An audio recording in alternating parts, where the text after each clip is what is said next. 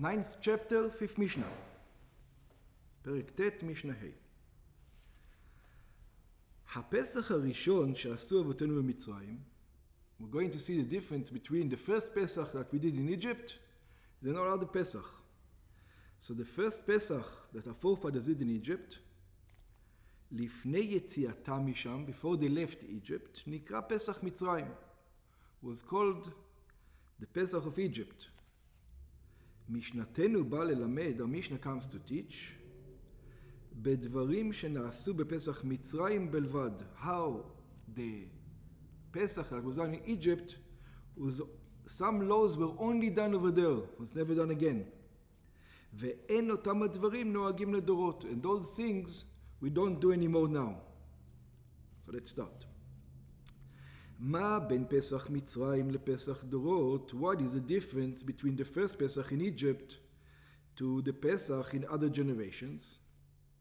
Pesach מצרים, the Pesach of Egypt, קורבן הפסח שקיבו מצרים, the sacrifice of Pesach that they brought in Egypt, מקחו מבעשור.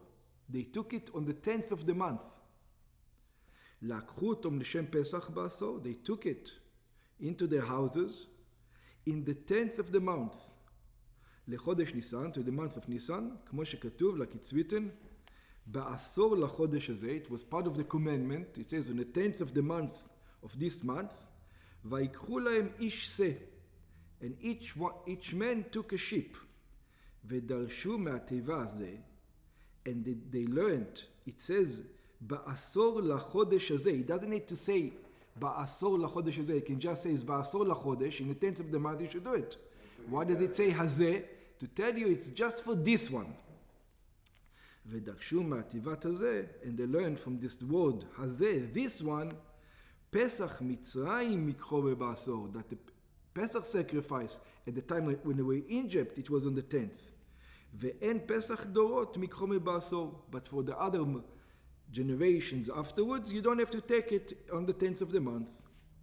ואף על פי שגם פסח דורות טעון ביקור 4 ימים קודם שחיטה, nevertheless, the custom was to take the Pesach sacrifice even on the other generations 4 days before the slaughtering. Why? שלא יהיה בו מום, to make sure that you're going to have a good animal. Not in the last minute you're going to go and get an animal, maybe you're not going to find one without a blemish. מכל מקום, אין צורך להפרישו לקורבן מבעשור. So what was the difference? That was the custom in all generations. It says, but it was different. How was it different? That you didn't have to designate it, that this is the Pesach sacrifice on the 10th. In Pesach of Egypt, you had to designate it. This one I'm going to slaughter on the 10th. And you tie it to your bed. Yeah. In the other ones, you don't have to designate them. Yeah? What does it mean? You can grab 20, and when Pesach comes, you say, okay, this is one of the 20 that I'm going to do. As long as you check 20, it doesn't have to be designated. אלא מבקר עדיין אדם 2-3 טלאים. A person takes 2 or 3 sheep, בעשור לניסן, in the 10th of Nisan, ומפריש אחד מהם בשעת שחיטה. And he can wait until the second before slaughtering to designate the one. Another difference, וטעון הזעה באגודת אזוב על המשקוף ועל שתי המזוזות. Another difference is that you need to do something with the blood of the sacrifice, of the Pesach sacrifice, which is going to be different than the one we do now. What? You're going to take a piece of, how you say, azov, like branches, and you have to take the blood and to put it on the 2 doorposts and on the lintel. כמו שנאמר, like it says, ולקחתם אגודת אזוב, and you should take those branches, וטבלתם בדם, and you should put it in the blood, you should dip it in the blood, asher basaf, that is in the saf, and that, by the way, and that blood was also mixed with the milah blood. It was the Pesach sacrifice and the milah, but that's not the point. והגעתם אל המשקוף ולשתי המזוזות, and you should touch it to the doorpost, to the 2 doorposts and to the lintel. בין הדם אשר בסף, you should take from the blood that's in the container. ולא נצטוו על כך אלא לשעה. That commandment is only on מצרים. We don't do that anymore. כמו שנאמר, like it says, ועבר השם לנגף את מצרים, and God passed to plague the Egyptians, וראה את הדם על המשקוף ועל שתי המזוזות, and God saw the blood on the lintel and the two doorposts. ופסח השם על הפתח, and then God skipped on those openings, ולא ייתן המשחית לבוא אל בתיכם לנגוף, so that the angel of death is not going to come into the Jewish houses to kill the firstborn. Another difference is between Pesach Mitzrayim and our Pesach, ונאכל בחיפזון. The Pesach Mitzrayim, the commandment was to eat it quickly. You can't relax. Quick. It was a quick meal. כמו שנאמר, ואכלתם אותו בחיפזון. You have to eat it very quickly. ודרשו אותו בחיפזון, ולא פסח בחיפזון. That's why it says, ואכלתם אותו. It just says, ואכלתם בחיפזון. It doesn't say him. So when you say him, just that one you have to eat quickly. The other ones you don't have to eat quickly. ולא פסח אחר בחיפזון. Not the other פסחים in חיפזון. כלומר, teaches us, שפסח דורות אין מצווים לאכלו בחיפזון. Now we can relax, we can eat, sit down and relax when we eat the Pesach sacrifice. בלילה אחד, in one night. ויש גורסים, לילה אחד. There are those who says, one night. היינו לליל 15 בניסן, the night of the 15th of Nisan. ואף פסח דורות אינו נאכל אלא לילה אחד. It says, that's exactly like us. We're not allowed to leave it until morning. It's just that one night.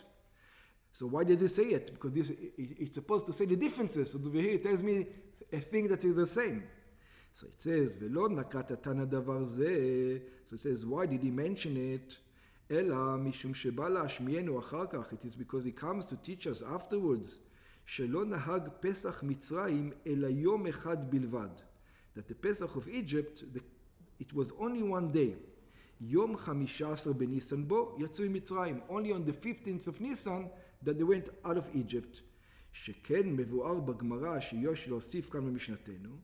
That the Gemara actually says that you have to add like words in our Mishnah. וחימוצו נוהג יום אחד. What it means to say, when it says בלילה אחד, it means that you have to keep chametz one night. In other words, in Pesach Mitzrayim, yeah, that's right. Chametz was only kept one night during Mitzrayim. וחימוצו נוהג יום אחד. Only on that night you're not allowed to eat chametz. כלומר, שאיסור החמץ נהג בחג הפסח של מצרים יום אחד. That in other words, the next day they can eat chametz again. 15 בניסן בלבד. So in the mornings of the 16th, they can already eat chametz. Actually, on the 15th in the morning, they can eat chametz already. Only at night they're not allowed to. When it comes sunrise, you're already... Yeah, maybe it's the night. You done it? Or maybe you'll have to wait until sunset. It's either until sunrise or sunset. שנאמר, ולא יאכל חמץ. It says he should not be eating chametz. I think it is sunrise, by the way. Because it says the only prescription is that you should not eat the Pesach sacrifice on the chametz. And anyway, you're allowed to eat the Pesach sacrifice only until when? Only until sunrise. Yeah. So I think the connection is just for the eating of the chametz. But maybe not. Maybe it's until the night. But for sure it wasn't 7 days like we do today. Like it says, היום אתם יוצאים בחודש האביב. It says, today you're going out in the month of the spring. ודרשו, and they take, לא יאכל חמץ היום שאתם יוצאים בו. He's not allowed to eat the day that you're going out. ופסח דורות, אבל פסח דורות, but the Pesach for the other generation, שנצטווינו עליו לדורות, that we're commanded to eat for all generation, נוהג כל שבעה. The custom is, not the custom, the law is the entire 7 days. איסור חמץ שבו, the entire 7 days, we're prohibited to eat חמץ.